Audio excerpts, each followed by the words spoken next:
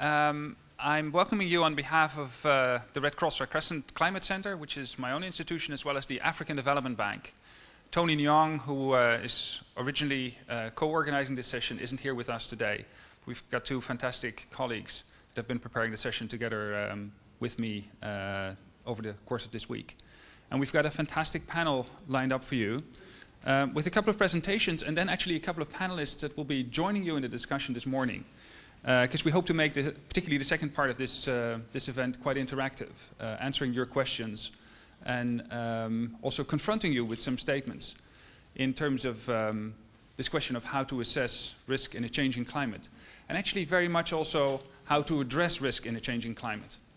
One of the themes that seems to be running through a lot of the sessions that we've had here the past 2 days is particularly important also for climate risk, and that is how to do risk assessments that actually inform decision making and lead to better decisions. A lot of risk assessments are beautiful from a scientific perspective but stay on the shelf. And how do we connect risk assessments to addressing risk? That's going to be one of the themes running through this session here today as well, and we want to hear about your experiences. But let me briefly introduce the people that we've lined up for you, that got lined up for you, so that I don't have to go, I won't go through CVs as I introduce them now, but even keep it more informal as we go.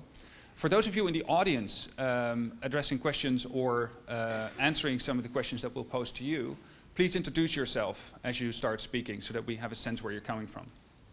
So the speakers we've got is first Balgis from the African Development Bank, who will be presenting on the IPCC special report on extremes. Balgis has a long history.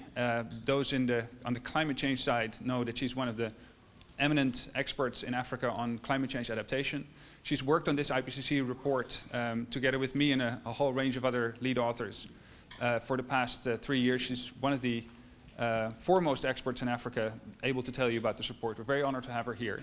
She's also with the African Development Bank, so putting some of the recommendations of the report in practice. And I think that's an even more interesting perspective that she also brings to the table today. Alexis is also with the African Development Bank and is going to tell us about the climate safeguard system that they've put in place and the questions that poses for risk assessment. I'm very honored to have Sophia Bettencourt with us today, who's been working in this field for 15, 20 years, already bridging climate and disaster risk management before climate adaptation was even an area of work in the international negotiations. First in the Pacific, where she already extracted some of the key messages that I think are still relevant today. In recent years, she's been working in Africa, including on the pilot program for climate resilience. And it's going to be very interesting to hear from us to which extent the observations from the Pacific have carried over to Africa, what sort of progress we're making in the past couple of years, and where the biggest wins are for the coming years. Particularly also reflecting back on that question of what role risk assessments play in actually making a difference on the ground. After those 3 presentations, we'll take it into a panel discussion. We've got 4 statements for you that we'll confront you with and ask you to come up with some opinions. And of course, these things are never black and white, but we'll stimulate some discussion by really asking your opinions and then questioning you on your choices. But we'll also have some experts to comment on those statements as well. Abdi Shakur from ICPAC, the East Africa Regional Climate Institution. Mark New, the Pro-Vice Chancellor of University of Cape Town, but also University of Oxford Professor of Climate Science. One of those people that really know the science inside out, but is also trying to do the bridging to the applications. James Kisia, very much on the practice side, coming from Kenya Red Cross. He's actually running the community risk session right after this one. And he's facing these questions of what this information means in the real life for real people on the ground, day to day. And finally, Youssef Aichelous, the Deputy Coordinator for the International Strategy for Disaster Reduction in Africa. And also, for many years already, in different capacities, in different organizations, one of the champions for better climate and disaster risk management, particularly also in Africa. So I think this is a very exciting lineup. I'll just get started quickly so that we use our time well. Very importantly, at the end, I mentioned you, because we want to keep this interactive. The way we'll do it is that we'll have these 3 presentations with quick, relatively technical Q&A blocks right after those presentations. I'll manage that quite strictly, so no deep policy discussions just at that stage, because we'll get to that later in the session. And then about halfway the session, we'll switch to a panel discussion mode. So let me briefly introduce the SREX. And as I said, Belgis is going to be talking in more detail, specifically about what the report says about Africa, just to give you a sense of how it connects to the real practice. For those of you not quite familiar with the international climate change architecture and policy making, the IPCC was established already in the late 80s to inform international policy on climate. Everyone already realized at that point that these were going to be difficult negotiations. They didn't quite know how difficult and how big these negotiations were going to get at the time. But they realized that one of the only ways to do proper climate negotiations was to have a solid scientific basis that would be sort of beyond negotiations in the real climate negotiations in the United Nations Framework Convention on Climate Change, which was established in the early 90s. So they decided to set up an independent science panel, but with some sort of a governmental connection. So this is a governmental panel, but the actual work is done by scientists. And every 7 years or so, they issue 3 big volumes, one on climate science, one on the impacts and adaptation, and one on the greenhouse gas reduction issues related to climate change. And essentially the best scientists in the world work together on these reports. It gets reviewed by everyone who wants to, by all the experts, and several of you contributing to these reports, but also being expert reviewers. So for this report, I think we got 20,000 expert comments that were taken into account through 3 review rounds before entering into the final chapters. Once those 3 review rounds are done, and that's experts and governments, the reports get frozen, but there's a summary for policymakers that's being negotiated with governments. So all the governments come together in a big plenary negotiation session, and the science there is no longer up for negotiation, but the way the science is presented is. So there is a summary for policymakers that's presented by the scientific author team, and they essentially present the conclusions as best as they think they are phrased in that summary for policymakers. But governments may then question, are you really presenting this in a fair way? There are things that in my country would be interpreted differently if you use these words, but actually based on the science in your chapters, we think it needs to be framed differently. It was a 1-week negotiation session in this case of this report. And then you end up with a summary that's actually approved by consensus by all world governments. So you end up with a combination of the very best science summarized in a summary for policymakers that is now approved governmental basis for negotiations and basis for policy and practice at national level. So it's a cumbersome process, but also a very exciting process in the sense that you really end up with something that is government approved worldwide. The IPCC had always, as I said before, done these reports in 3 volumes, and the last one of those came out in 2007. Everyone appreciated that report. There were a few mistakes, as you all know, that in a several thousand-page volume one might almost expect, but of course have big political ramifications in this sense. None of those actually affected the final conclusions, which were along the lines that you may all be familiar with, that we're fairly certain that climate change is already happening and that it will continue regardless of how we reduce the emissions in the near term, that we're in bigger trouble in the longer term if we don't reduce emissions fast further. But that we're already really facing problems in the short term as well. But there was one big gap that everyone realized. Over the past 10 years, the attention for the extreme side of climate change had been increasing tremendously. So instead of just being worried about average changes in temperature and precipitation in 2100 towards the end of the century, which were very important questions initially to get a handle of how big this whole problem of climate change was from a global perspective and whether we would need to start indeed reducing these greenhouse gases. The question was now really transitioning to a question of, is this one flood that's happening now that seems so unusual to me caused by climate change? And should we be anticipating different disasters in light of climate change? And climate science over the past 10 years has already gotten a lot further addressing some of these questions as well. More of the data analysis is aimed at extremes. More of the modeling is trying to look at smaller scales and at more extreme events and at different characteristics of climate variables. And a lot more of the adaptation science, the questions of how do we adapt to a changing climate, has been aimed at that dealing with the management of extremes rather than just at these gradually changing averages. So there's a lot of knowledge there that the IPCC didn't quite capture in the 2007 report because that knowledge was advancing so fast. At the same time, in the global community, there was a growing recognition that the disaster risk management community actually had a lot of lessons to offer for the climate change adaptation policy and international negotiations and frameworks, as well as local practice.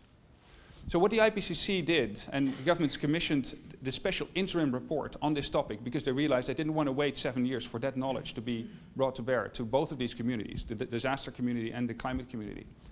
The governments requested the IPCC to do a special interim report with the regular procedure, so going through all these regular approval steps, on, well, in shorthand we usually call it the special report on extremes, but very importantly it's called the special report on managing the risks of extreme events and disasters to advance climate change adaptation. And this is quite significant for the IPCC as well, because traditionally the IPCC has worked in a very segmented way, where you've got the climate scientists working on one big volume, you've got the people working on impacts and adaptation on yet another big volume, and you've got the people working on climate change mitigation, so reducing greenhouse gases, working on yet a third volume. This piece was done by those first two communities together. So for the very first time, the questions asked of the climate scientists were actually phrased and framed from the perspective of those actually managing those risks. So this was an innovation for the IPCC, which I think we'll see filtering through into the big next assessment cycle as well. As I said, the report was approved by all governments last November in Kampala and released in full in April of this year. And again, importantly for the IPCC, usually the way the IPCC would look at this would be quite linear, and this is something that's highly unfamiliar to the disaster risk management community, but this was a major step for the IPCC to recognize that the weather and climate events are not the linear starting point. You go from hazards to impacts to managing those impacts, and then you have, maybe you have, if you really advance, you've got some sort of monitoring and evaluation feedback loop or so. In this case, they recognized, and that was a very important discussion. It took us about the first half year of working with this new community of people working together, that disaster risk is actually defined partly, of course, by these events, and the fact that these events are changing has an impact on disaster risk, but that exposure and vulnerability are actually as important, and in terms of managing the risks, probably more important than just this in isolation. So one of the major overall conclusions is, of course, that a changing climate does lead to changes in extreme weather and climate events. And this report provides the state of the art from region to region, sub-region to sub-region, of what we can expect in terms of changing extremes. And for some extremes, that's very obvious and very certain, like for changing risk of hot days and heat waves. For some extremes, and particularly for some extremes in certain regions, certain places, the report is also very outspoken that we actually don't know. There's quite a lot of places where we're actually just facing rising uncertainty, which poses additional challenges, for instance, for early warning. If we don't know exactly which disasters to anticipate in the coming 20 years, how do we set up our disaster risk management strategies? So even that sense of uncertainty is, in a way, an important piece of information that you can get out of this report. We won't take you through all of those scientific details. We'll get you the links to the full report information, as well as some regional summaries that have been prepared at the end of this presentation. Now, very importantly, the report was also asked by governments, because their concern, and part of the reason why they requested this report in the first place from the IPCC was, of course, the rising losses that we've heard so much about these days as well. And the main conclusion of the report is actually that it's impossible at this point to attribute the rising trend of disaster losses to climate change. So climate change may already play a role in some of it. There are trends in some observed climate variables, but the dominant reason for the rise in losses is the increasing exposure. And I think that's a very important realization for the climate community, because it also provides a handle on where the management interventions are that allow you to reduce risk even as these hazards are growing. This is the area where we've got a lot of work to do and a lot of space for improvement. The report also concludes quite strongly that it's not an either-or. It's not suddenly a whole sea change of the way we do risk management in light of climate change. We're going to be adopting the same range of solutions that we've always employed. There's going to be a role for disaster response, as we've always seen it, and we might need to do more of it in a changing climate. But overall, there's going to be a role for risk transfer, for instance, which we'll need and might need more of. But overall, the general balance of things needs to shift more towards anticipation and resilience, in light of the fact that we're dealing with increasing risks, and we're dealing with changing risks that are going to be more difficult to anticipate if we just reduce risks based on historical experience. I mentioned that there's a lot of scientific information. I won't take you through this graph. It's an impossible graph, actually. It wasn't a summary for policymakers. Many governments already in that negotiation session complained that this was something they could impossibly take to their ministers. And actually, it even takes quite a lot of time to explain to a lot of climate scientists. The information is there. It's highly valuable if you dive deep into it. For technical people, I think it's great stuff. It also underlines, I think, one of the themes that we should be discussing here today, that making the bridge from this sort of climate science to the real applications requires a couple of steps in between. And once again, I'm very honored to have Balgis now continuing this presentation on this important report, particularly from an African perspective, and highlighting some of the conclusions from the report in the context of the continent that we're in today. So Balgis, please, the floor is yours. Do you want to use the walking microphone or this one? Yeah, I can use this. Okay, thanks. Good morning. It's not working. Yes. Good morning, everyone. Thanks, Martin, for your introduction. I have 12 minutes, so I will be fast. And as Martin mentioned, I will focus on Africa. The special report with focus on African context. My talk will cover briefly the exposure of Africa to climate change and extremes and the key messages related to risk management and adaptation. This has already been mentioned by Martin. Also this one, that the impact is not necessarily due to extreme. It can other factors like vulnerability, which is the degree to which a system and the people are exposed to climate events, including variability and extremes, and the exposure, which is also the presence of people, the presence of acids, cultural heritage, and everything, services in places which are more susceptible to adverse effects of climate.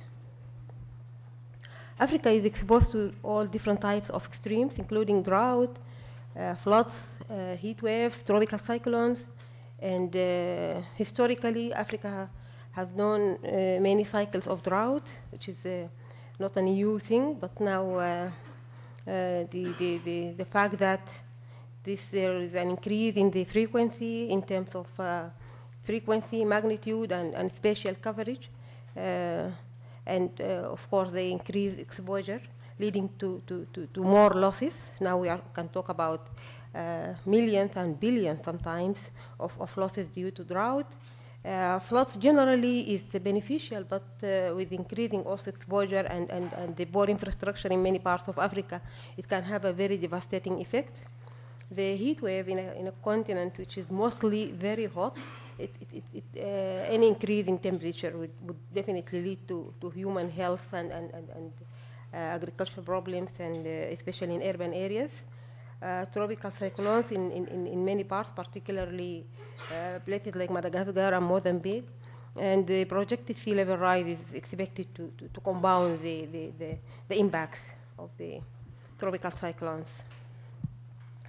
In terms of increasing frequency and intensity of climate extremes, this has already been observed, because every day we receive news about a disaster somewhere, and terminologies like the deadliest, the hottest are being used more and more now. So it is more extreme and more impacts. Sometimes we have like thousands of deaths, millions of migration, large percent of properties lost.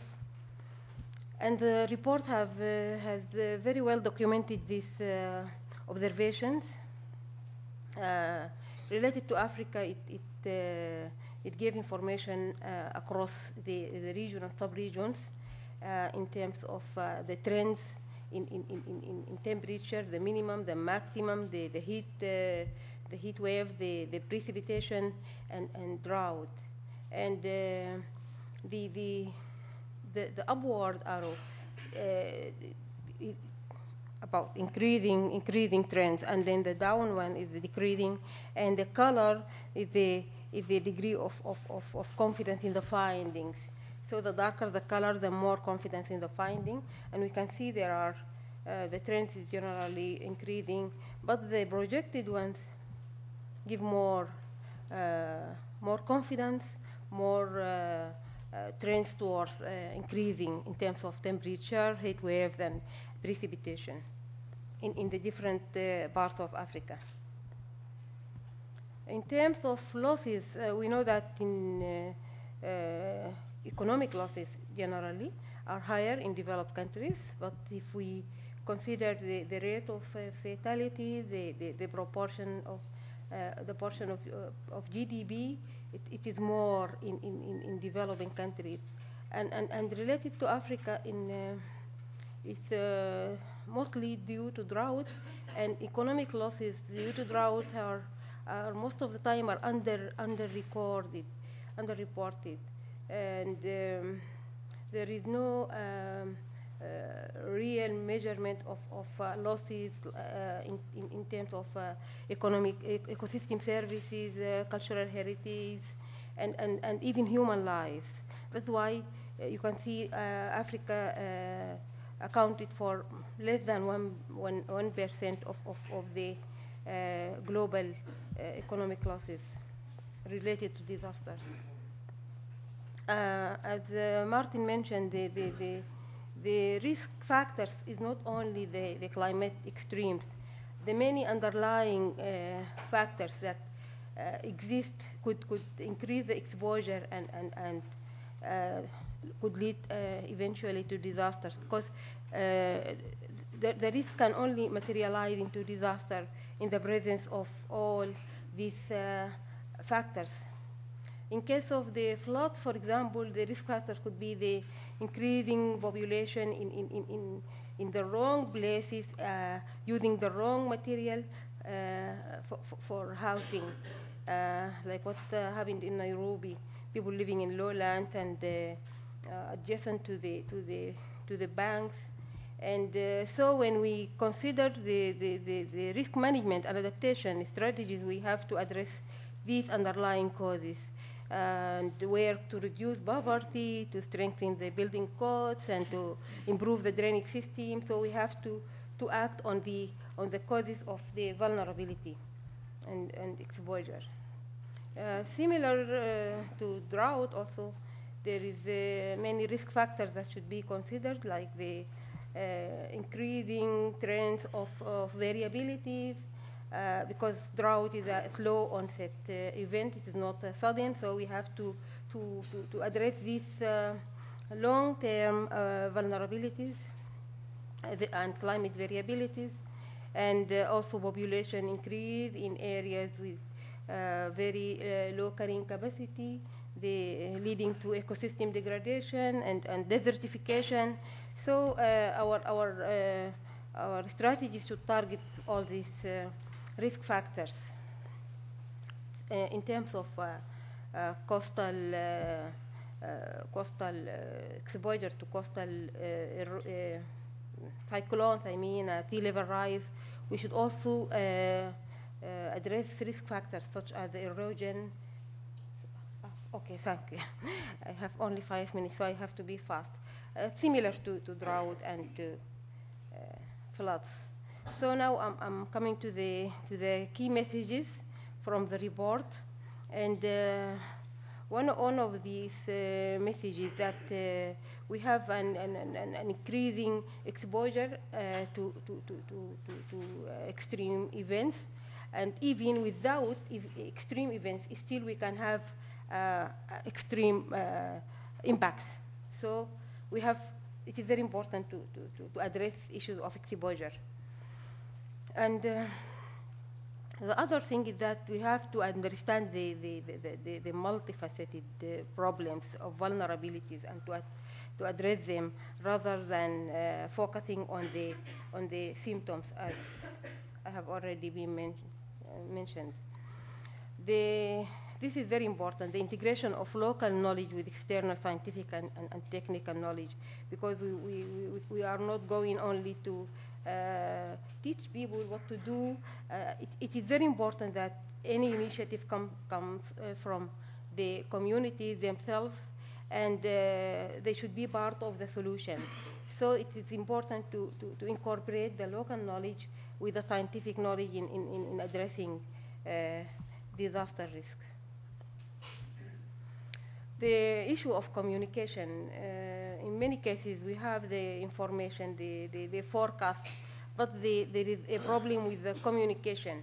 And it is very important when we communicate the forecast to communicate also the uncertainties and to characterize it, because there is nothing like 100% certainty.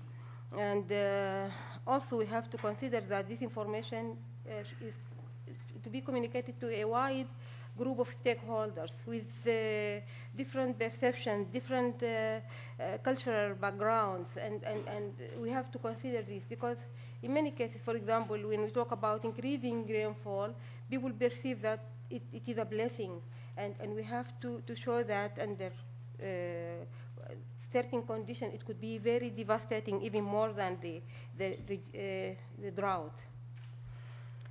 Issues of inequalities, which influence the local coping and adaptive capacity.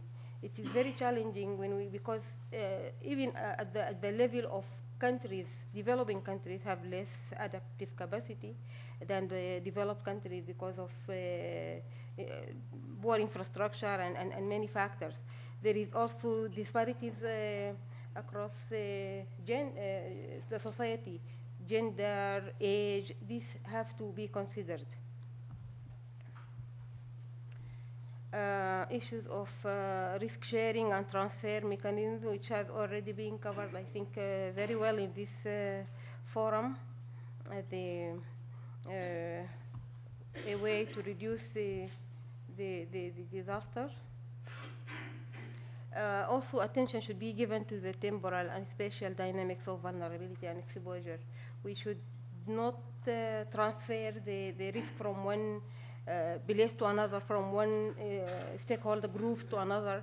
We should also not focus on measures that provide short-term solutions, but it can lead to maladaptation in the long term. An example here is the dike system, which can reduce the hazard by offering immediate protection, but also encourage settlement patterns that may increase the risk in the long term. The low regrets measure, which used to be no regret measure, and now it is low regrets, so there is a little regret. For addressing the current disaster risk, could lead to long-term benefits, and here we are speaking about the sustainable, for example, sustainable land management, biodiversity conservation, improving infrastructure, health services, all these measures, while it has its immediate impact, but it is also will give long-term benefits. This is the last one. So the need for integration of disaster risk management and adaptation efforts, and to incorporate both into the local and national and international development plans is very important, and it will provide benefits at all scales. Thank you. Thank you so much, Balkis. That was almost like an ignite. Obviously, there's much more in this report, so we encourage you to write down these two links. The second one is a set of regional summaries that have been prepared by the Climate Development Knowledge Network, and that, for instance, include that table with changing extremes that Balkis showed. I think for most people, for you, but particularly for those people you might be working with and policymakers, these regional summaries are actually better material to use even than the original IPCC material. And it has been very strongly peer-reviewed by IPCC coordinating lead authors, so it's very trustworthy material as well.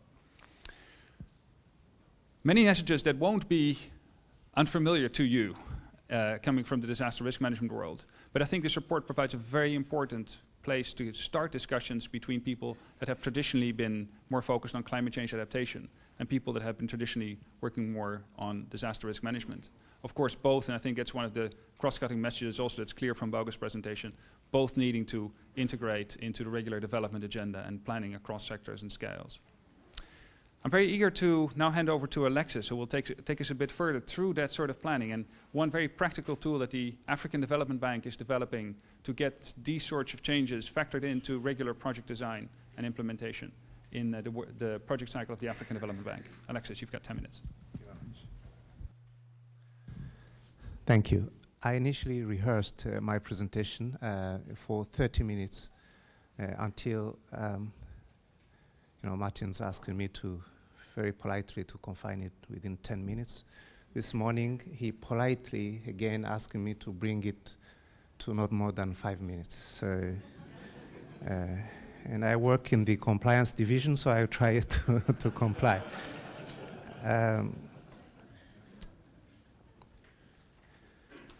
The bank has two main mandates. It has a development mandate, but it also has fiduciary responsibilities.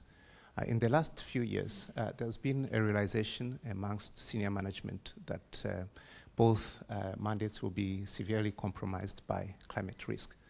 And so in the bank's medium-term strategy, climate change, it was recognized that climate change was a major threat to Africa's development. And so the bank set out to, made a commitment to support climate resilient development and transition to low carbon economic growth in Africa. And so it also committed to develop interventions in terms of adaptation, mitigation, and financing at the policy project program levels. Now, when they throw this to you as a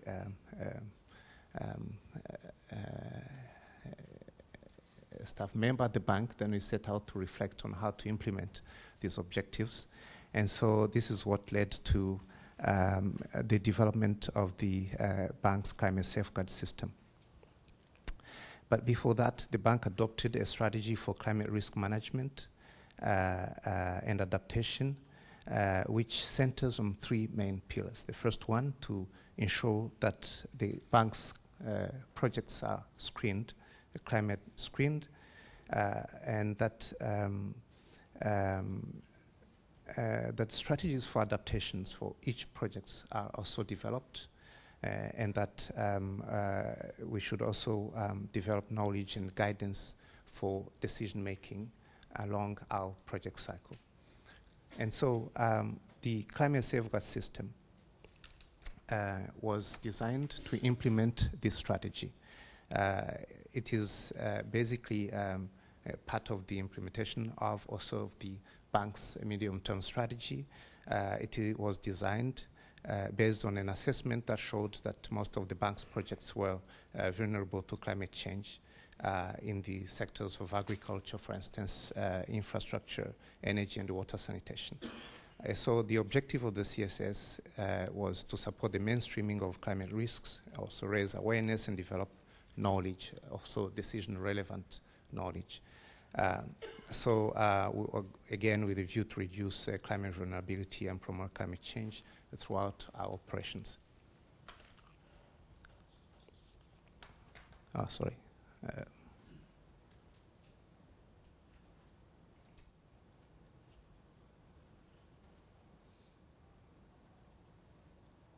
All right. So the system actually has three main components. Like I said, the screening element. After the screening, and once you've sort of determined the risk profile of the project, and then you develop the adaptation review and evaluation for the project. And then you develop what we call country adaptation fact sheets. And this is sort of a fact sheet which was requested by our country economists that needed climate-related information to be included in country strategy papers. And so all of the three pillars would constitute the overall knowledge base within the bank, which would draw from in developing and informing decision-making in our projects, programs, and also in country support policies.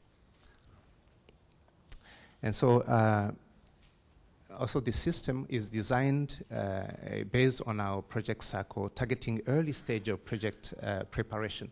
Like I said, we have fiduciary responsibility, and so risks, the understanding of risks and the ability to assign a value or a cost to a risk is very important early on in the design of the project. And so, therefore, so all projects at the bank are meant to go through the screening process and to enable us to determine the climate risk early on. And so now let me just very quickly go through some of the key functionalities of the system. First of all, the screening has 5 major steps. The first step is to select scorecards. The scorecards basically means that you select the sector or the subsector to which the project belongs. And so each subsector, of course, will have its own peculiarities in terms of the risks it faces. And then the second stage enables you to input some main project information. And then the third stage, you answer some options to questions. Now, these questions relate again to some specific risks, risks that are specific to a specific sector. And so, and they are very well, I mean, we spent a lot of time discussing this, and so they are very elaborate, and they are linked to some information databases that are supplied to us by the University of Cape Town. And then the fourth stage gives you options, or the system scores up and then categorizes the project. It basically assigns a risk category. And then it generates information which you export to the project concept note. The project concept note is a document which is very important, which will move throughout the project cycle along the various decision-making nodes. Now, just to explain the various types of risk categories, we have category 1, and these are projects which are very vulnerable to climate risk, which require detailed evaluation of climate change risk and adaptation measures, where comprehensive and practical risk management and adaptation measures are integrated in project design and implementation plans. Category 2 projects, these are projects which may be vulnerable to climate risk, which require review of climate change risk and adaptation measures, and where practical risk management adaptation options are also integration in project design and implementation plans. And the third category actually consists of projects which are not very risky and where any intervention is non-mandatory. Now, I will skip these slides. These basically are frames which have been captured to show you how you move from stage 1 to stage 5, where you select scorecards and then input some key project information and also actually identify the main activities of the project. And then and actually also move on to questions, specific questions, like I said, which relate to climate change. For instance, if the project, one of the is in the agriculture, cropping and irrigation, for instance, there will be specific questions such as, you know, whether water resource availability for irrigation is not relevant for the project, where irrigation activities are planned in an area where rainfall exceeds evaporation throughout the year, where irrigation activities are planned in an area which with seasonal or variable rainfall distribution with moderate to high evaporation. So very specific, specialized sort of questions that are linked to climate risks. And then you are given options. I mean, the system scores up depending on how you responded. And this information, of course, is exported to the project concept note. That is a decision document which comes out. Now, like I said, this is the screening process really comes early on in the project assessment. And so the project, you initially would have a project brief. And so once you undertake the screening, and you come out with some information in terms of the climate risks associated with the project. The information is, the document is consolidated with the information that came out from the system. And so, and then so you come out in the end with a project concept note, which triggers another process of appraisal. For instance, for category 1 projects, which are highly risky, you have a number of steps that are recommended. You go through 8 steps to actually now review again the risky project. You select adaptation purpose and components. You select adaptation activities, prepare terms of reference for further evaluation of the project. You produce outputs for the project concept note. You commission an expert study. You produce an adaptation evaluation report and summary, determine project viability, and produce final output for project planning. So this is a very, very tedious process. Then you go through actually to ensure that each and every project is climate proof. Now, these are the key outputs for the project concept notes. You, like I said, you have an adaptation purpose and component template, adaptation activities template, and terms of reference. And so you also, of course, generate information which are left into the CSS knowledge base. And then you also produce internal recommendation to project managers that need to make fiduciary decisions.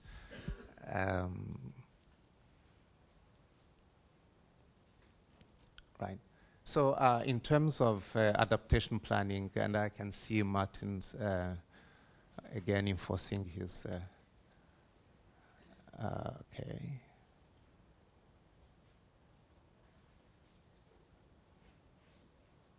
Okay, so this is one of the final slides.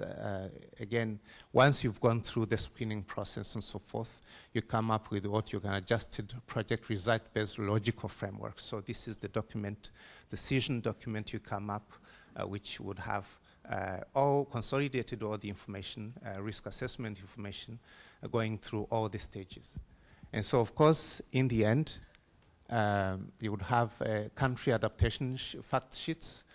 These are fact sheets which generate climate information, which are used in also at the program and country policy level. And this information is mainly used by the country economists in designing country strategy papers. So now, the information used, like I said, is mainly supplied by the University of Cape Town. It's, the data is collected from agroecological zones in Africa, climate envelopes, country information, relevant documents, which are also used in extracting the essence to this. And so I must say that the project, the system now is being piloted by our operational departments. And so we're also adding the mitigation part. And so we hope to launch it in the next few months. Thank you.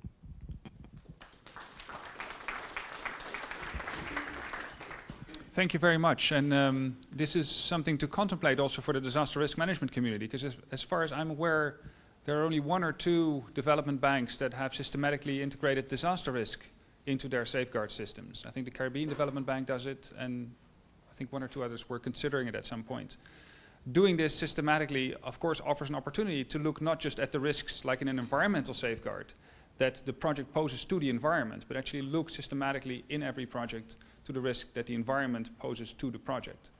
And in principle, that's an opportunity not just for the long-term climate risks, but also for these extreme risks that we're concerned about. And I think it makes perfect sense to just make sure that that's one integrated set of safeguards for the entire set of extremes, also including the non-climate extremes. That's, I think, a community question for all of you that we can debate further. I realized I didn't allow any questions with Baugus's presentation, so let's quickly see if there are any technical questions for the first 2 presentations right now. Yeah. Yes, Thank you for the presentation. Consider it very interesting. I'm Jaap Kwadijk from Deltaris from the Netherlands, and I'm in the business of climate change also for a while. But I was thinking, is in the report on climate change, are there really also specifically risks addressed to climate change mitigation addressed? Because all these risks, what we see, we know them basically, and they can become worse or less due to climate change. But there is also a risk that we are going to fight climate change by using biofuels and change agricultural land into land that is used for production of biofuels. Now that I would consider a real climate change risk, because then climate change would be a risk, fighting climate change will be a risk for food production. Is that addressed in this report? The quick answer is no, that was outside of the mandate of the report. There are other types of risks like this. I think geoengineering, for instance, is another type of risk like that was clearly outside of the mandate of this report. I would say that the discussions in the IPCC community in the context of this report have put a number of these issues on the agenda for the next big assessment report, which is coming out in 2 years. Other questions for Balgus or Alexis at this point? Otherwise, I suggest we continue. There's room for discussion after the 3 presentations. So I'm very happy to introduce Sophia from the World Bank, currently based in Zambia, but with, as I said, experience all around the world on these topics. And she'll talk us through, yeah, just click. It's one presentation. One more. Yeah. Instruments, incentives, and institutions.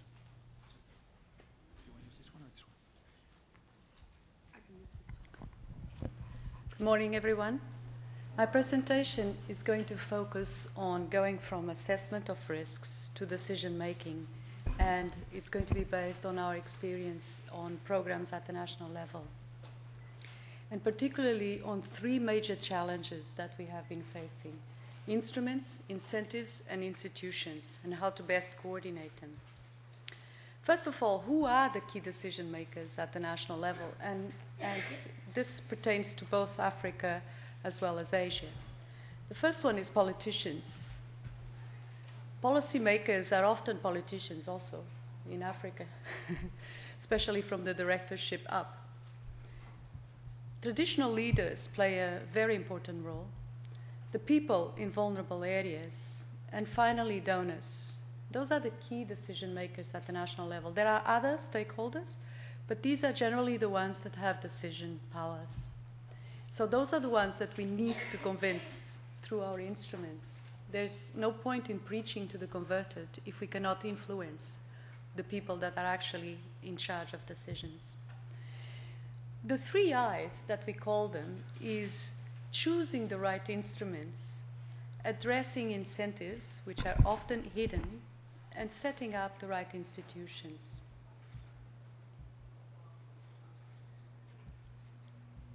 The first one is instruments. These are the type of instruments that we have found so far to be the most useful. First of all, simple climate forecasts. By that we mean, and my colleague Pablo has given a very good allegory of what is a typical climate forecast. The probability of precipitation above normal, as defined by the top tercile of historical records of precipitation, is now enhanced from 33% to between 45 and 50%. Now, when you go to talk to traditional leaders in the Zambezi, and you give this type of forecast, they are just left going, duh. And they go back to their traditional methods of climate forecasting. So it's really important to convey this in a way that they can understand. The second one is simple screening tools for the main sectors. And by simple screening tools, we mean screening tools that decision makers can use to mainstream the main documents, the ones that are costed and the ones that matter at the national level. By that, we do not mean NAPAs, we do not mean NAMAs, we do not mean YOGO frameworks. We mean the national development plans, the budget, the key sectoral policy and sectoral plans. Those are the ones that matter. Those are the ones that carry weight. And those are the ones that need to reflect climate resilience.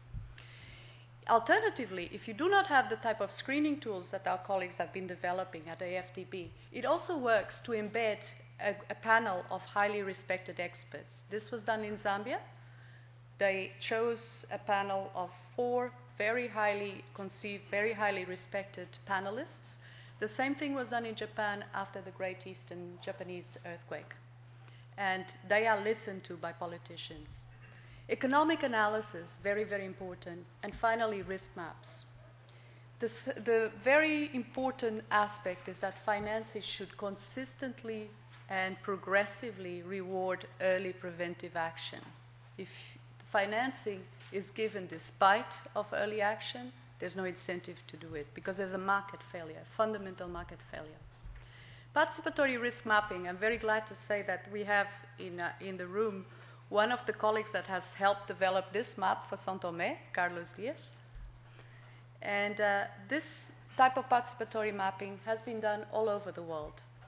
It is important because it allows users to jointly visualize what is their present risk, start getting more awareness of it, and also allow them to come to future options. But at the same time, plans tend to be unfunded and tend to be unimplemented. So this is a major constraint that continues. Economic analysis have been very useful, for example, in Pacific and Mozambique, to really harness the decision makers' willingness to invest in adaptation. In the Pacific, it was done in the year 2000, and it formed the basis for a major program that is now expanding to about 3 or 4 countries in the Pacific. In Mozambique, it also provided the basis for a program that is now estimated at more than 600 million. But the problem is using the right instruments is just not enough. You have to get the right behavior, and that's where the issue of incentives becomes very strongly needed. While you may say, what is the risk to us? What is the risk to the communities? The politician is thinking, what is the risk that I run if I do nothing? I'm leaving in 3 years, so why should I care? You know, do I really run a risk that there'll be a major disaster that will depose me from my post? That's what they think, and you need to address that. Otherwise, you're not effective in getting to the people that really decide things. So the first thing we know is uncertainty leads to inertia. If you come out and say that the probability of precipitation is unknown, nobody will take action on that. People tend to underestimate risk. We all know that. There are very few rewards for early action. Preventive action does not make news. We all know that. Disasters make news. But to take preventive action is never going to land in a newspaper. And therefore, politicians are also not very, very keen on it. But donors face exactly the same dilemma. I cannot tell you how many times we argued with prominent donors in Madagascar about the advantages of building 50 safe schools over building 100 unsafe schools. For the majority of the people, building 100 schools is much more rewarding. They could care less whether they're safe or unsafe. By then, they have moved countries. So the same type of disincentives applies to donors. So how do we address them? The first one is to look beyond the iceberg. Look at the structural issue. Look at the real motivation of decision makers. Understand them first, and then try to address them as much as you can. Often is incentives, salary top-ups, access to per diems. These are very important things. You cannot neglect them. A lot of times we say they are ineligible, we do not fund them, we do not care about them, those are public administration issues. But they are fundamentally important, and they come up over and over again in these programs. The other one is to use peer pressure. And by that, we also mean raising it in the media, making politicians care, making politicians start to pay attention and say, well, maybe this is something that I should be aware of. Use command and control. Simply impose them, like it's being done in Africa Development Bank. A lot of task team leaders will not agree with it. But once it becomes mandatory, then it is something that they have to comply. Demonstrate. Use very visible win-wins. In Zambia, we are doing a climate resilience off-road that hopefully will link Victoria Falls to Kafue National Parks on an all-weather passage so that you can actually pass all year round. That is very visible. That attracts a lot of attention from policymakers. And finally, address those personal disincentives directly. There are ways. Where there's a will, there's a way. And I can tell you that we have done things in some countries that would not be normally eligible, but that because of the particular circumstances of the country had to be allowed, like top up in salaries. That has happened. And it's perhaps the last resource, but one needs to. Finally, setting up the right institutions. This is probably the next World Cup final. We all know this is going on. We have created a monster, two monsters. And the institutional fights that are going on, even in very, very, very small places like Kiribati, where I worked with Martin, which at the time had only 80,000 people. But the institutional fights between Ministry of Environment and the other groups were ferocious, and they continue to this day. Okay, how do we actually deal with this? Some of the early lessons, and I'm not going to say they are proven, they're starting to emerge. First of all, there is some evidence that climate risk management requires a strong central coordination because you are dealing with ministries that are much more powerful than ministries of environment or home affairs, such as public works, one of the early ministries in many, many countries. Those are powerful ministries. You cannot have a weak ministry ordering around a strong ministry. It just doesn't work. So there's some evidence that you should be placing this responsibility at a very high-level institution, close to economic planning, either ministries of finance, offices of the president, offices of prime minister. There is some early evidence emerging also in Africa that this is the way to go. Implementation, however, should not fall on those units. Implementation should continue to be under the sectoral ministries. Otherwise, they are seen as a direct competition and they are formally boycotted or informally boycotted. And this is happening in many countries. Adaptation disaster risk management should preferably be handled by the same institution, leaving disaster response to where disaster response falls. Disaster response is typically a responsibility that is self-contained. Disaster risk management is a distraction from the disaster response institutions. And disaster risk management and adaptation are very, very close together. But response is a little different. And we can talk more about that. The last one is invest in a wide group of early to mid-career champions. I cannot overemphasize how important this is. Do not invest in the top brass. The top brass leaves. Do not invest in one person or two people. Invest in a wide group because these people, once they become good, are in very high demand. You have a ring-a-more of international conventions, international funds, international organizations.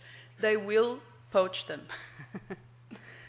So you have to invest in a wider group of pretty young champions that will lead the program. Anyway, I finished here. If there's any questions, I'll be glad to answer. Thank you. Great. Thank you, Sophia.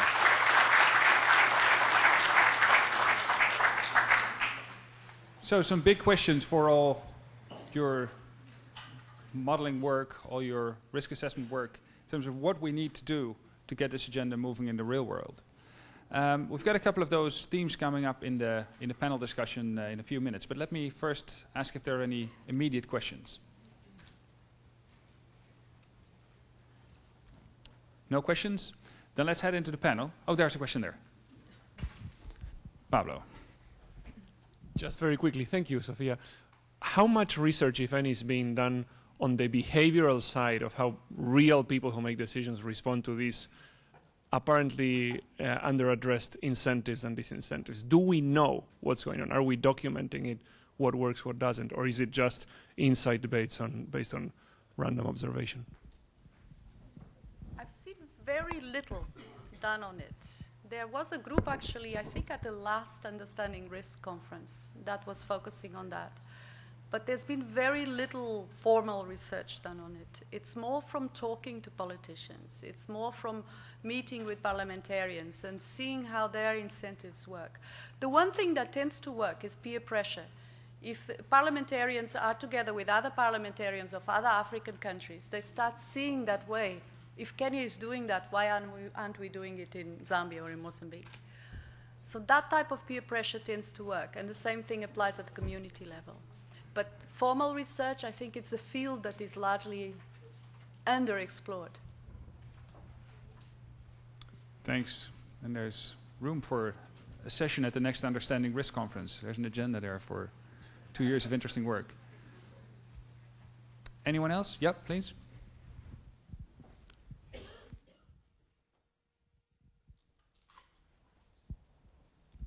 Hi, Claire Davis from the CSIR. Now, with my experience with some decision makers in this sort of field, they question their own behavior and their own behavioral change. They think, you know, we're making changes in policy, but how can we go home and make changes in our own lives? So how can you suggest taking these sort of approaches and seeing how, you know, this could link to behavioral changes as well within institutions and with people themselves? I think it depends very much whether those politicians have an allegiance to their constituency or not. You know, that's not necessarily the case with many politicians.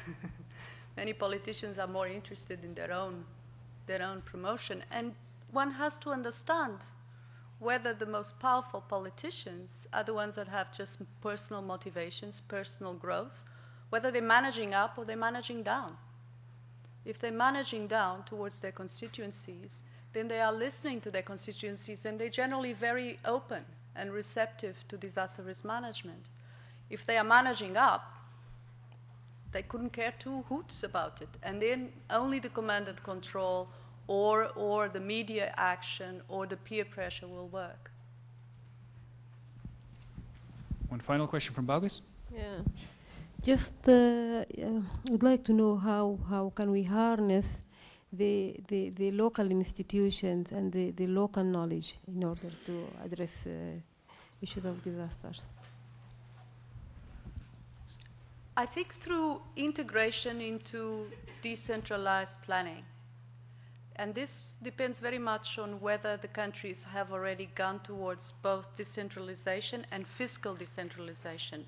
In countries like Ethiopia, where you have had a lot more decentralization, I think you can get to the point where people start planning, integrating disaster risk management, drought management into their own spatial planning, and they have access to small pools of contingency funding which they can use to prepare for next seasons. In other countries where there is no decentralized financing, where fiscal decentralization has not progressed, it's much more difficult because they're still conditioned by the central government dictates. But the way to move it, the way we have been moving, is very much integrating it into local planning. And that could be as ad hoc as it is necessary for action to take place. So it could be a formalized area development plan, or it could be just an informal planning process that communities go through. One more question. Thank you very much. Good morning. I'm Anay Brewer from the National Disaster Management Centre in South Africa. You mentioned that it is ideal that the same institution looks at climate risk management and disaster risk management. And I would like, I think often in countries it is driven by two different ministries. And I would like to know if you could give some, you know, advice or some from your experience how to actually promote that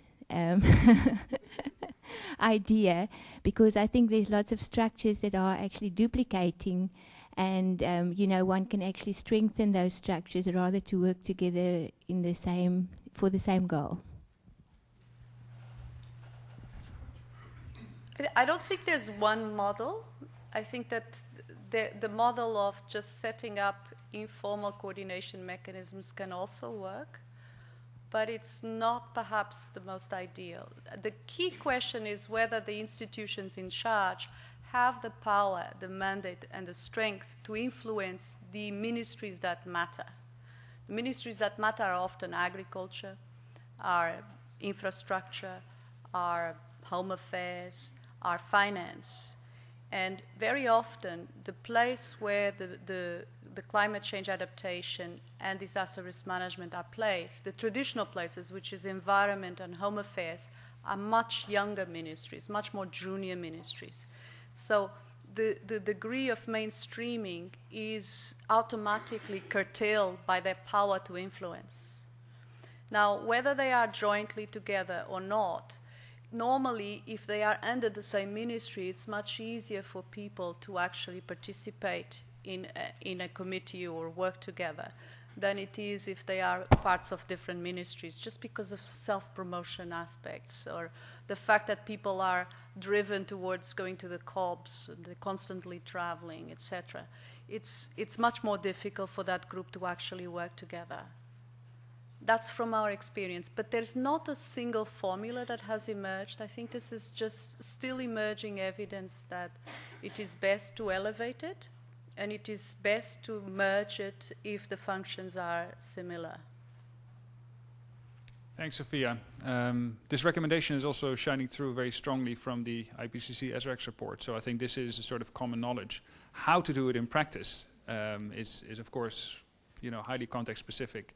And there's a lot of politics, just like with all the politics, that prevents the early action, that prevents this sort of institutional integration. I think one thing from those people in international institutions, one thing we can do is lead by example. And that's not the case in all international institutions, unfortunately, yet. So. Just to conclude, in Zambia it has taken 2.5 years of discussions, and it's still not concluded. But at the end, the important thing is to leave the decision at the national level. I mean, donors should not be the ones pointing the finger and saying, please do it here or do it there. If the decision is owned at the national level, then it sticks. Very often, if it's imposed, it just falls through. Thanks, Sophia. Then we'll head to the second part of the discussion. And I would like to ask the presenters and also the additional panelists to either come and sit at this podium or here on this side, take a couple of chairs forward. That also gives us a bit more of a discussion flavor to the setup of the room. So please come forward and come onto the podium. Yeah, all the speakers and the additional presenters. And we've roughly got two little blocks for you. One more on the climate information side and how we get the climate information right to get the sort of change that we've been discussing. And secondly, on this national and local implementation. And we've got a couple of statements set up for you on the screen with which we'll ask you to either agree or disagree. You agree by standing up, you disagree by sitting down. And I'll come around with the mic and I'll ask you why you've made a choice. So if you stay seated, you've also made a choice and you may get the mic. So here's the first statement. And this is essentially asking the question, in this whole set of priorities, we've got a limited budget to invest in disaster risk management, in climate risk reduction, adaptation to climate change. Should generation and communication of climate information be a priority?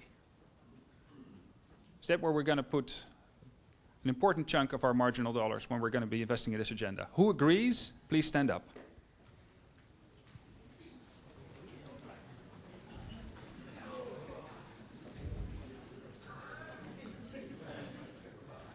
Wow, that's let's see, anyone? Oh, no, the last ones that were still sitting are starting. Is anyone still sitting? No, you're going to be the... Got someone over there. Oh, sorry. Can I just... Can you pass it on?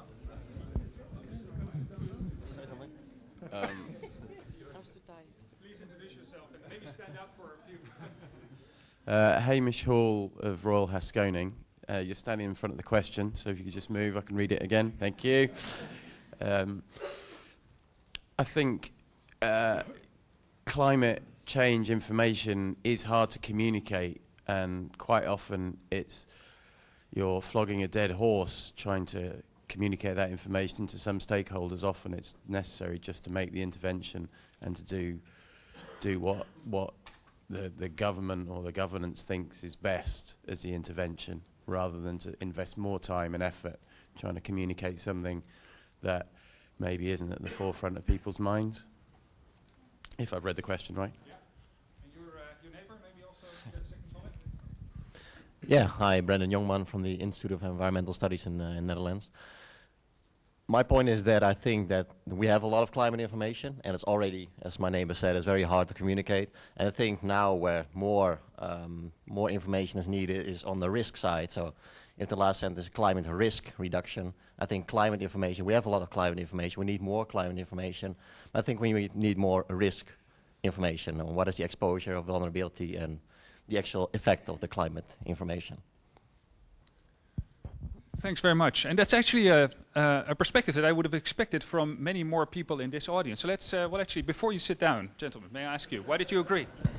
To what? To the statement. You stood up, so you agreed we need, if we have a limited amount of money, we should spend it on more, we should a chunk of it on more climate information and communication of that climate information. Well, okay. First of all, I'm Francisco Dams from Provincial Disaster Management, Western Cape. The reason I agreed with the statement is that you always need a starting point, and for some people and policy decision makers, they need to do a bit of catch up. So whilst we do need to invest in more climate risk information, the background information is also important, I feel. Okay. Thanks very much. Let's hear from two of our expert panelists here. Firstly, maybe, well, we've got two expert climate information providers here. Let's first hear from ICPAC. Abdi Shakur Otowai actually has a background in disaster risk management, but is now in ICPAC, the regional climate provider in East Africa. You must be happy with this massive response from the audience asking for your services. I appreciate that, and it's a challenge we've been facing for a long time. How to translate climate information into a language that is easily understandable by local communities, and there's been a lot of challenges in terms of how the content should be designed. You know, you put in a lot of scientific details and it won't be understandable on the ground. You remove some of the details and the message will be watered down. So we're actually having a project that is we have hired communication experts who are working on designing the content of what can be communicated and what cannot be communicated, and how it should be communicated and which media to use.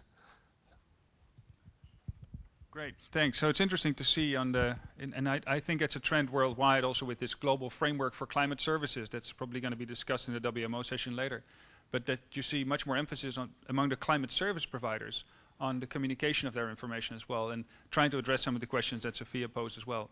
Mark, what's your perspective on that? And maybe also asking that question, we highlighted in this IPCC SREX report that there seems to have been a trend a bit away from just looking at average conditions in 2100, more to asking a question, what climate information do we really need? What's your experience providing that information in Africa? Okay, I mean, I think the big issue is defining what we mean by climate information. And I think one of the critical issues is that clearly if there isn't climate information, you can't really make decisions, but we need to be thinking about what a kind of a minimum standard of climate information is, because climate information is a bottomless pit.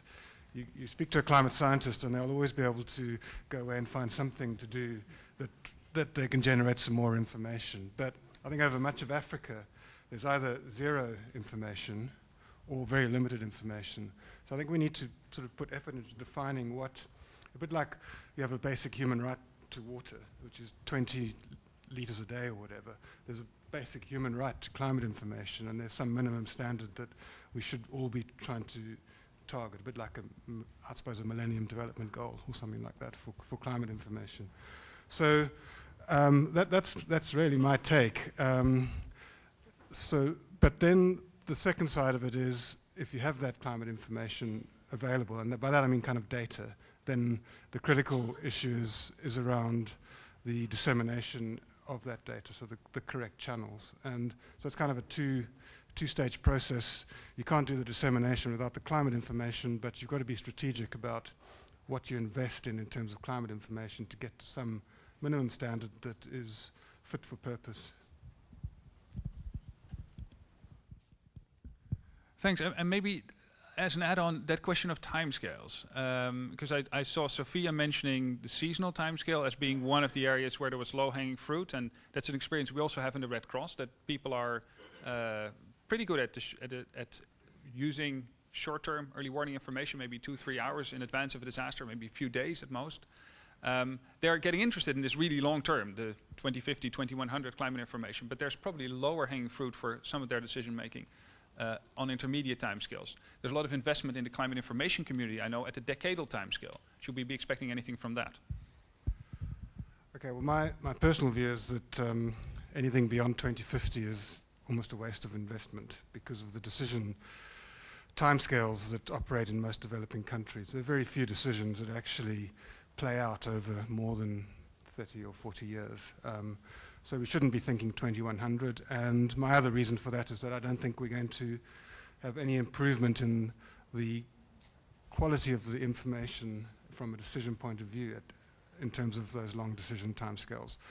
It's going to take a step change in climate modeling and climate science capacity to reduce the uncertainties in a way that actually makes a difference from a decision point of view. So I think it's basically from the interesting timescales are from daily, which is, if you like, operational disaster risk issues, through to weekly and seasonal, which you might call tactical, which is where you're sort of trying to organize yourself to be in a position to manage emerging risk, and then through to something that's more strategic, which is on maybe the 1 to 10 year timescale, which is deciding how to invest invest your resources where you want to put your resources longer term. So that's where I think the focus needs to be. And the big information gap at the moment is probably going beyond the seasonal timescale to the decadal timescale. So for those who work in seasonal forecasting, if you think seasonal forecasting is difficult, try decadal forecasting. It's kind of so we've got a real problem there, and I think the issue there is that we shouldn't be talking about decadal forecasts in the same way that, in fact, people in the seasonal forecast community tend to talk more about outlooks now. I think we should be thinking about decadal outlooks and using multiple sources of data to try and get a better handle on what the risk envelope is going to look like over that 10-year timescale. So is it the same as the last 10 years? Is it going to change in a way that actually potentially affects the strategic decisions you're going to make? And that kind of information is really important. So is there an area that's currently a disaster hotspot from a climatic point of view going to remain that way, or is it going to perhaps going to become less hot? And are there going to be new hotspots that emerge over the next 1 to 10 years? And what's the probability of that? Trying to, sorry to use the probability term there, but what's the likelihood of these new hotspots emerging? I think we can start to inform strategic decision making in that way, but you're never going to get the kind of forecast that one gets on the daily to weekly timescale. Great, thanks very much. Very insightful and helpful. And I think there's tremendous steps being made in the climate science community, getting these messages across. And there's an element of education, reducing some of the expectations that sometimes exist once people get enthusiastic about adaptation to climate change. That sometimes there are limits to what can be provided, but there is useful stuff there, and we need to find that optimum in terms of where the right information can be fitted to the right sort of decisions that can be informed by it. Abdi. I wanted to share with you a project the ICPAC and Kenya Meteorological Department piloted in Western Kenya. It is a project where scientists and traditional rainmakers came together. It's in Western Kenya. It is in Kisumu, and the community is called Nganyu community. And this is where they are the traditional African rainmakers, you know, the ones who are given a bull. The community gives them a bull and say, make for us rain. But usually they will not accept the fee until the conditions are right. They do forecasting. They do forecasting, and when the conditions are right is when they accept the fee. So what actually the meteorologists did, the meteorologists told them, do your forecasting, we'll do ours. So they did theirs, they come and they present their result. The meteorologists do their forecasting, they come and do their result, and the results are identical. There should only be parity. Well, they don't accept the fee. They will give you an impossible condition when the situation is not, when the conditions are not right. They will tell you, bring a blue lion if you want rain. So this is just and that knowledge is being documented. You know, indigenous knowledge. It's called indigenous knowledge in Ingani community in Western Kenya. It's been documented. 3-4 books have been written about it. It's a project between Kenya Met Department, ICPAC, and Maseno University. And we want to use that, you know, in traditional media for transmitting, you know, meteorological and climate information. Thanks. There is a web space for this theme in this conference. I've added a few resources, but it's not used very actively yet. What I suggest is if you have a couple of links to this, that we add it to that forum so that people will be able to find it there if they're interested. And the same applies to any other themes that come up or interesting ideas that you've got. Please visit us at that forum and just add a couple of... I don't think we can expect a very lively discussion given how busy you all are, but if we can just use it as a repository for some of these links, I think that's a very valuable contribution. I'm eager to go on to the next topic, as rich as this is. I see all of these things as starters for further debate over coffee. The lack of international climate finance is the key bottleneck for better climate risk reduction. Who agrees?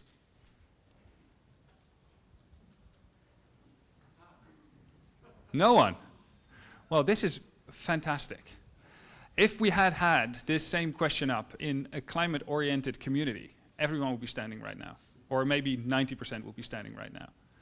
So it's very healthy you don't see it this way. The challenge that we tried to raise with this question was, of course, the issue that there is a wait-and-see attitude in many institutions that are dealing with these questions. That they're saying, if we don't get the international grant money, we're not going to act on this agenda.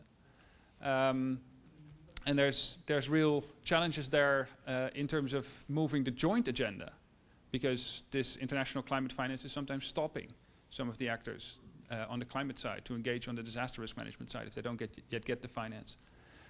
Youssef, any comments from your perspective working with disaster risk management institutions at the national level and how they're linking to this international climate finance architecture? Yes. I will not link it to climate finance from the beginning, which means we are dealing with disaster risk reduction, and I think during this last 10 years we failed to address vulnerability and exposure. I'm not talking yet about the climate change and the changing climate, just addressing exposure of the population, that they come to live in this safe place, and addressing poverty, which is one of the vulnerability drivers, the most important. And now, while the public health as well as other sectors are talking more about important risk in the future, then the IPCC work, the expertise of different colleagues come to say, we are having one more problem now. The climate is changing, extremes are more, and the uncertainties are growing. Now we have to address the three issues in the same time: reducing the exposure, reducing vulnerability, and adapting to the new context of variable changing, difficult to capture them. As one of our experts said yesterday, we have to prepare for potential different futures.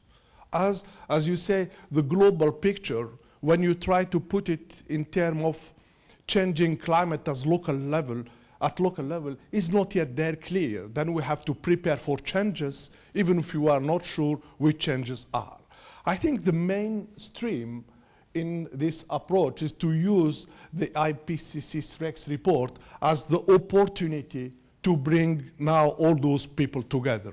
One, the climate change adaptation sector, the disaster risk reduction sector, and the sustainable development sector, as all of us have a sort of a piece of the whole cake to approach it. The strategies should be more multi-sectorial, but we need the leadership.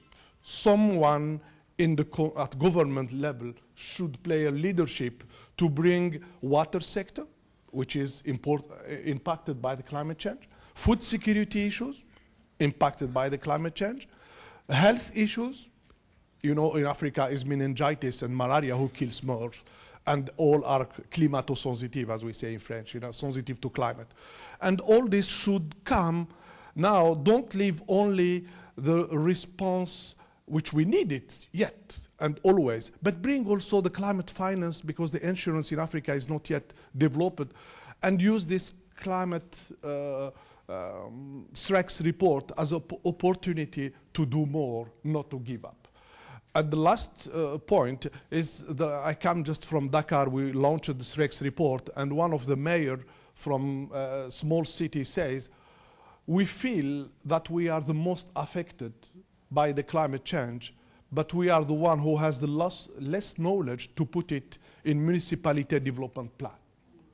The one who are affected are the one who do not have tools to put the solution for the climate change impact, you know, to fight them, of course, in the municipality development plans. Then I think there is also something to do about this national plan translated into local action through appropriate architecture of the institutional frameworks. How are we going to channel funding, etc.? Of course, for this question, I have to say, we are being a bit annoyed about the climate finance complex mechanisms. When they put some finance adaptation fund, and then you look at how to access it, then you lose your things. It's too difficult to access it. I think I have to say that about this, even if it's not finance the only problem. Thank you, Mark. Thank you very much. And your almost final remark right away leads us to the next statement, which is that national policy intentions seldom lead to better climate risk management outcomes at the local level.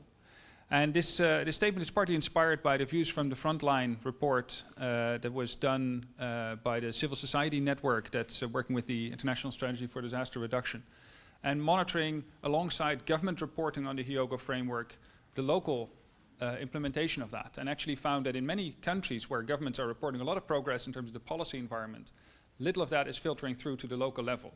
And James Kisia, you're working in the Kenya Red Cross. You're dealing with local communities in your daily work. How do you see that link between the national policies in your government and the local implementation in the communities in Kenya? Yeah, unfortunately, this is not a linear relationship or binary. It's a bit more complicated with some bottlenecks. Yes, policies are important, and policymakers do need evidence to make policy.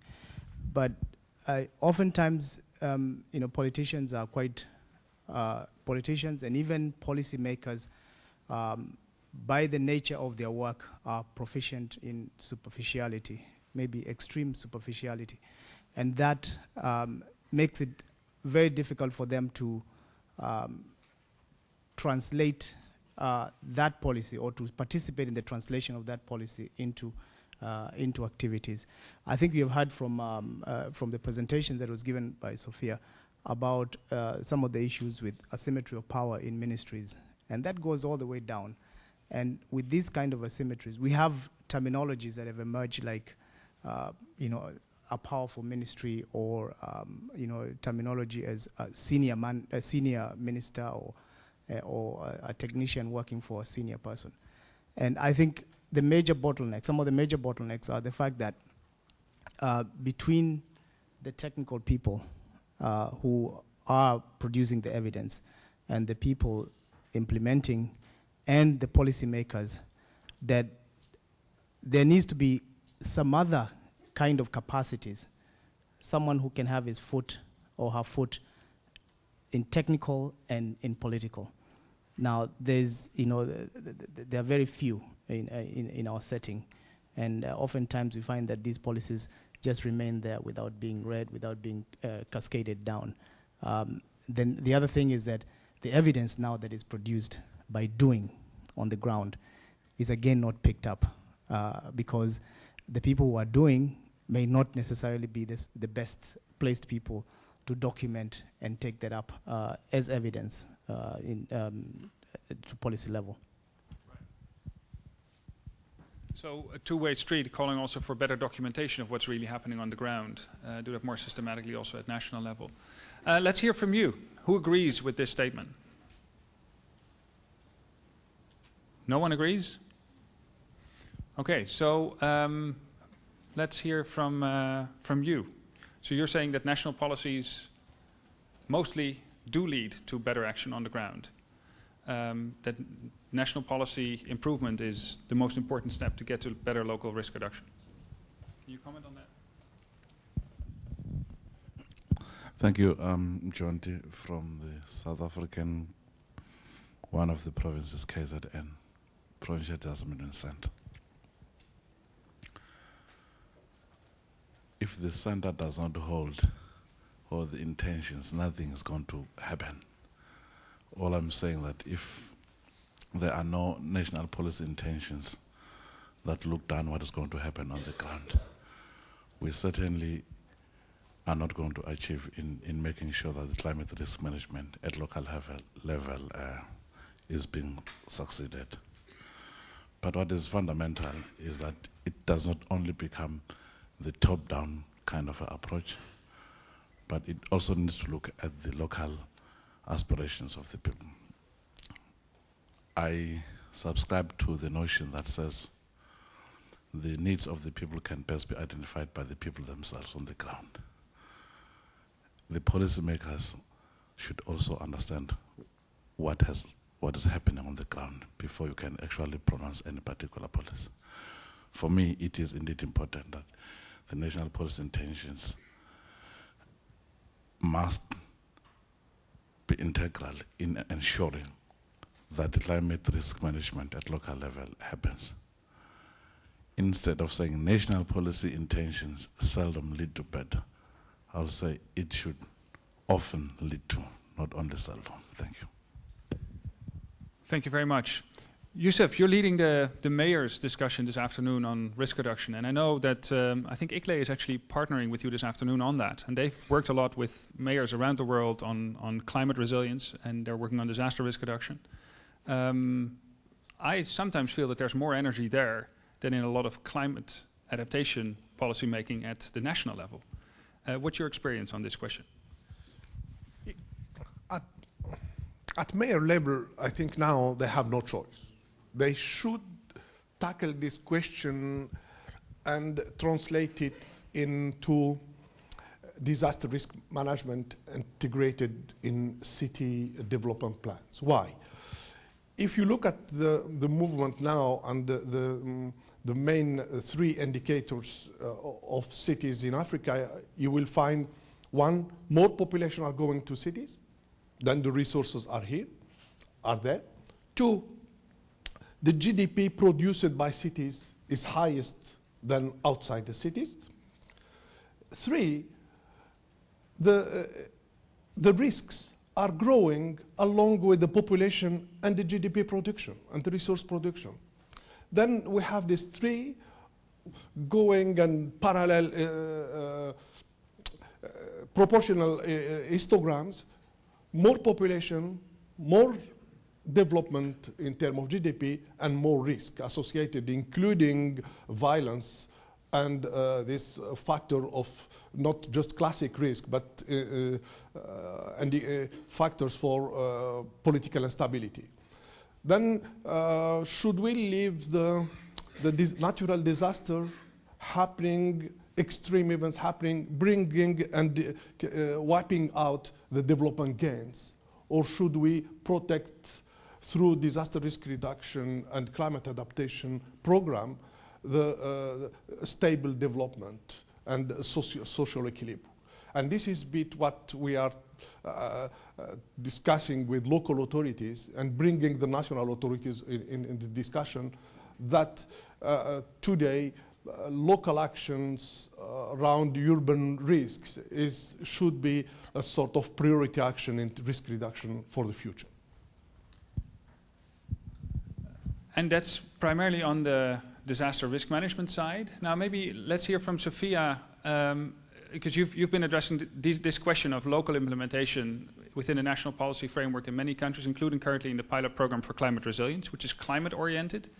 How do you know that you are addressing the longer term climate aspects also at the local level, even though so many of these pressing issues that Yusuf is also describing are essentially current disaster risk management? How do you factor in the climate smart elements in that transfer from national to local?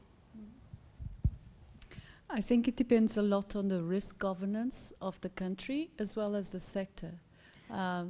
For naturally, some sectors lead themselves much better to the longer term planning. For example, energy has to be, if you're doing a dam, if you're building a series of dams in a certain river in Africa, you have to look at the 100-year horizon for your modeling. If you're building a road, you have to look at 25-year or 30-year horizon. If you're dealing with agriculture, you're dealing with a year-to-year variability. So it depends a lot on the sector. It also depends on how well the risk governance is working at the country level. In Samoa, Japan, and Indonesia, you have very good examples where the national government has set in place a framework, an enabling framework. They have not dictated the policies. They just set in place an enabling framework so that the local governments, the local communities can propose policies and investments on their own. In Japan, actually, the entire reconstruction area is now a special reconstruction zone, and people can actually propose to the Prime Minister policies and tax incentives that they feel is appropriate for their own prefectures. And this is an innovation. Now, in many other countries in Africa, that risk governance simply does not exist. And the national policymakers are completely disassociated from the needs of the very poor, who are the most vulnerable, who are the people that are actually suffering mostly from climate change. So they do not care a hoot about what is happening in Western Province. They do not care a hoot what is happening in the compounds. It does not influence their own political constituencies. So that depends. I think we have to play with heightening the risk governance and also playing on a sector-by-sector basis on whether we need to plan on a much longer-term basis or on a shorter one. Excellent. Alexis, any final thoughts from your side? We're approaching... was there a question there? Yes. We're approaching... well, actually, we're already in coffee time. But I'm just, so those of you who want to head out, I'd say, feel free to quietly disappear. We'll try and wrap up in about 5 minutes. Thank you. I think the issue should be whether the legal framework allows the policy to be operationalized, because how many of us here have a legal background in this room? If you don't have the constitutional mandate, the legal mandate doesn't allow a mayor to do anything so that money can be also allocated, then I think you can have the policy, but nothing is going to happen. And I think this has been one of the major gaps in disaster risk reduction and also mainstreaming. In Ghana, for example, we've been trying to mainstream DRR and DRM for a very long time. And I think we are facing series of failures because the lawyers don't understand what we're trying to do in this room. And so it doesn't translate really into the policy. Yes, we may have a document that they call policy, but it's not a policy because it has to be vested in a mandate. So I think even in this discussion, we have not even touched on that. And without that, I'm a lawyer, so I speak like one, but I'm also a public health professional, and I score public health in Ghana, University of Ghana. This is what we're trying to do to bring the practitioners, the lawyers, and everybody else because of the multifaceted nature of disaster management, so that we can all sit together. And when we try that in a public health bill and brought lawyers and trained them for about a week so that they can go back and draft the bill, we saw a different kind of thinking and approach to the drafting of the law. So I think we need to pay attention to that aspect. Thank you. Thank you very much. And many countries are actually drafting climate bills as we speak. So training those lawyers for those two fields at once, I think, would be an excellent way forward and a very good investment. I'm aware that there's probably many burning issues, but I think we should leave them for over coffee. I just want to give the floor finally to Alexis to give some final reflections from the African Development Bank practice side before I wrap up. Thank you. We do experience, let's say, even within the organization, the difference between the policy people in the bank and what they think and how the various initiatives are practiced at the low level. So, really, this is so I think the issue of capacity is very important. Most of resources, people are able to implement this, concentrate at the higher level, at the high policy level, whereas the lower policy level, the local levels where the people are really, you really are facing a dearth of capacity. So, for instance, in the decentralization setting, and I used to work in Mali, and so when they were trying to decentralize their health system, so nothing was happening locally. And so at the higher level, people say, no, il faut que les gens prennent le pouvoir. We have decentralized in the text, but they have to capture, to seize that opportunity and capture that power. In Rwanda, people were complaining that, so they decentralized work but not resources. So what I mean is that, and that if you decentralize resources, professionals, a lot of people, in terms of labor movement, we move also to work locally because there will be ample resources to do that. So that's probably what I can say at this point. Thanks. Great. Thanks very much. And I think this is one of the key areas where we'll be struggling over the coming years, again, connecting all of these different agendas together, because there is a lot of national policy on climate happening. There's an increasing impetus for national policy on disaster risk management. I often don't see it filtering through for all of these different reasons to the local level. But at the same time, there is a lot of very interesting action at the local level that we can learn from. And I think one of the key conclusions here is that we need to document more what is working well and make sure those lessons are shared and learned. And I think that's one of the calls to this community as well. Work with all these exciting initiatives on the ground, make sure we get those messages out, get the new exciting climate information tailored, and again, document that so that we can do it at wider scales. Use the new exciting innovations in big development bank thinking that are going to try and integrate this into all of their projects. That will also provide all kinds of entry points for further action on the ground. I'm going to leave it at that with one final ad. Well, two final ads, actually. The session right after this, so just go down, grab a quick coffee, come back up, is James Kisia's session on community risk, which will, I think, seamlessly lead on from this, this session in terms of some of the discussions we were just having. Highly recommended, again, this room in about 15 minutes. Secondly, I wanted to invite you over lunch around 1 at the Ignite stage, which is at the far end of the lunchroom, where my colleague Pablo Suarez will be playing with us, with you, one of these games that we have tried to use to get a local understanding of how climate risks are affecting decision making, how information needs to be filtered into practice, to get people activated and to get their brain spinning instead of just dumping IPCC reports on them.